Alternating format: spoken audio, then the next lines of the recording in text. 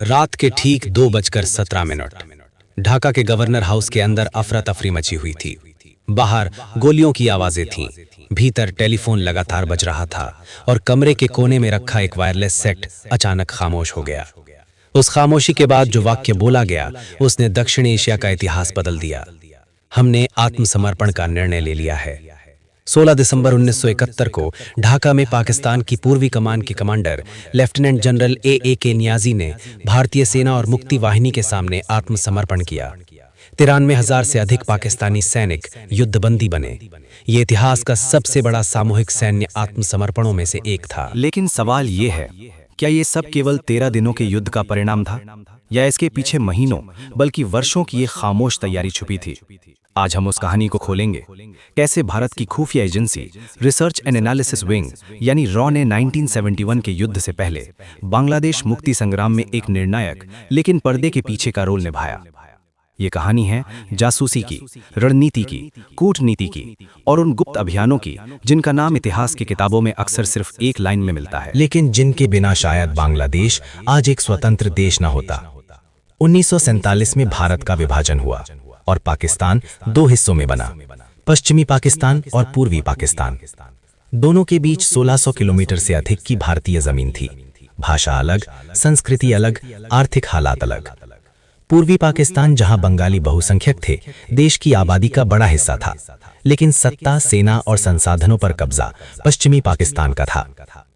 1970 में आम चुनाव हुए। शेख मुजीबुर रहमान की पार्टी अवामी लीग ने बहुमत जीता। लोकतांत्रिक रूप से वे पाकिस्तान के प्रधानमंत्री बनने के हकदार थे, लेकिन इस्लामाबाद की सत्ता ने यह स्वीकार नहीं किया। 25 मार्च 1971 की रात ऑपरेशन सर्च लाइट शुरू हुआ। ढाका विश्वविद्यालय, अखबारों के दफ्तर, बुद्धिजीवियों के घर, हर जगह सेना पहुंची। हजारों लोग मारे गए, लाखों लोग भारत की ओर भागे। कुछ महीनों में लगभग 1 करोड़ शरणार्थी भारत के पूर्वोत्तर राज्यों और पश्चिम बंगाल में आ चुके थे। भारत पर आर्थिक और सामाजिक दबाव बढ़ रहा था, लेकिन सवाल ये था कि क्या भारत सिर्फ शरणार्थियों को संभाले या हालात की जड़ पर प्रहार करे। 1968 में भारत ने एक नई खुफिया एजेंसी बनाई, research and analysis wing.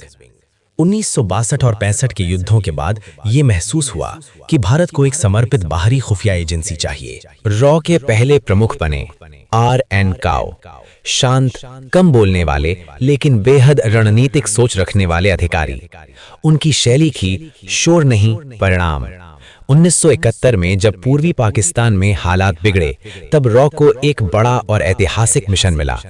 Bharat सरकार, जिसकी अगुवाई कर रही थी प्रधानमंत्री इंदिरा गांधी, ने सार्वजनिक रूप से मानवीय संकट पर चिंता जताई, लेकिन पर्दे के पीछे रणनीति बन रही थी। रॉ का पहला काम था पूर्वी पाकिस्तान में विश्वसनीय संपर्क स्थापित करना। जब शेख मुजीबुर रहमान को गिरफ्तार कर पश्चिमी पाकिस्तान ले जाया गया, तब उनके समर्थकों और नेताओं ने भारत में शरण ली। इन्हीं निर्वासित नेताओं के साथ मिलकर मुक्ति वाहिनी का गठन हुआ। रॉ ने संपर्क स्थापित किए, प्रशिक्षण शिविरों की व्यवस्था में समन्वय किया, हथियारों और संचार साधनों की आपूर्ति में सहयोग किया और जमीनी जानकारी इकट्ठा करने का नेटवर्क बनाया। ये सब खुले युद्ध की घोषणा के बिना हो रहा था।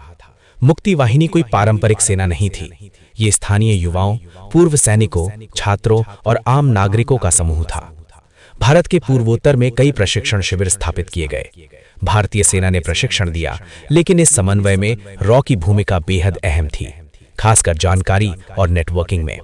रॉ के नेटवर्क ने पाकिस्तानी सेना की तैनाती, रसद मार्गों और रणनीतिक ठिकानों की जानकारी जुटाने में सहायता की।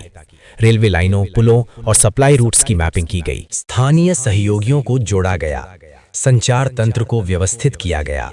धीरे धीरे पूर्वी पाकिस्तान में पाकिस्तानी सेना की स्थिति अस्थिर होने लगी। रेल लाइनें बाधित हो रही थीं, सप्लाई में रुकावटें आ रही थीं। छोटे छोटे हमलों से उनकी पकड़ कमजोर हो रही थी। युद्ध आधिकारिक रूप से शुरू नहीं हुआ था, लेकिन जमीन पर संघर्ष जारी था।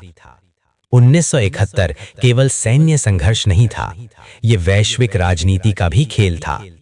अमेरिका, चीन और सोवियत संघ तीनों की नजर इस क्षेत्र पर थी। भारत को डर था कि यदि खुला युद्ध हुआ तो अंतर्राष्ट्रीय दबाव बढ़ेगा। भारत में अगस्त 1971 में सोवियत संघ के साथ शांति, मैत्री और सहयोग की संधि पर हस्ताक्षर किए। इस संधि ने भारत को कूटनीतिक सुरक्षा दी। खुफिया आंकलनों ने सरकार को यह समझने में मदद की कि अंतर्राष्ट्रीय प्रतिक्रिया कैसी हो सकती है और भारत को किस तरह अपनी रणनीति तैयार करनी चाहिए। अगस्त 1971 में मुक्ति वाहिनी ने समन्वित हमले किए, जिन्हें बाद में ऑपरेशन जैकपॉट के नाम से जाना गया। चिटगांव और अन्य बंदरगाहों पर हमलों ने पाकिस्तानी आपूर्ति व्यवस्था को प्रभावित किया। इन अभियानों में स्थानीय साहस के साथ साथ रणनीतिक समर्थन और जानकारी का महत्वपूर्ण योगदान था। 3 दिसंबर 1971 को पाकिस्तान ने पश्चिमी मोर्चे पर भारतीय हवाई अड्डों पर हमला किया। अब युद्ध औपचारिक रूप से शुरू हो चुका था, लेकिन पूर्वी मोर्चे पर भारतीय सेना की प्रगति असाधारण रूप से तेज थी। भूगोल की विस्तृत जानकारी पहले से उपलब्ध थी। पाकिस्तानी सेना की तैनाती और कमजोरियां ज्ञात थीं। स्थानीय समर्थन मौजूद था। मुक्ति वाहिनी पहले से सक्रिय थी। 13 दिनों के भीतर ढाका घिर चुका था। 16 दिसंबर 1971 को आत्मसमर्पण हुआ। 93,000 पाकिस्तानी सैनिक युद्धबंदी बने। एक नया राष्ट्र जन्मा, बांग्लादेश। रॉ की भूमिका इस पूरे घटनाक्रम में पर्दे के पीछे रही, लेकिन विभिन्न सार्वजनिक स्रोतों, संस्मरणों और ऐतिहासिक अध्ययनों में ये स्वीकार किया गया है कि मुक्ति वाहिनी के संगठन, समन्वय और खुफिया नेटवर्क निर्माण में उसका योगदान महत्वपूर्ण था। आर.एन. काओ ने कभी सार्वजनिक रूप से श्रेय नहीं लिया। उनकी कार्यशैली थी नतीजे दिखें, नाम नहीं। 1971 की ये कहानी केवल 13 दिनों के युद्ध की नहीं थी। ये महीनों की तैयारी, रणनीतिक सोच, खुफिया समन्वय और राजनीतिक इच्छा शक्ति की कहानी थी। और शायद यही कारण है कि उस रात 2:17 की खामोशी आज भी इतिहास में गूंजती है, क्योंकि उसके पीछे एक लंबी, खामोश और निर्णायक कहानी छुपी थी।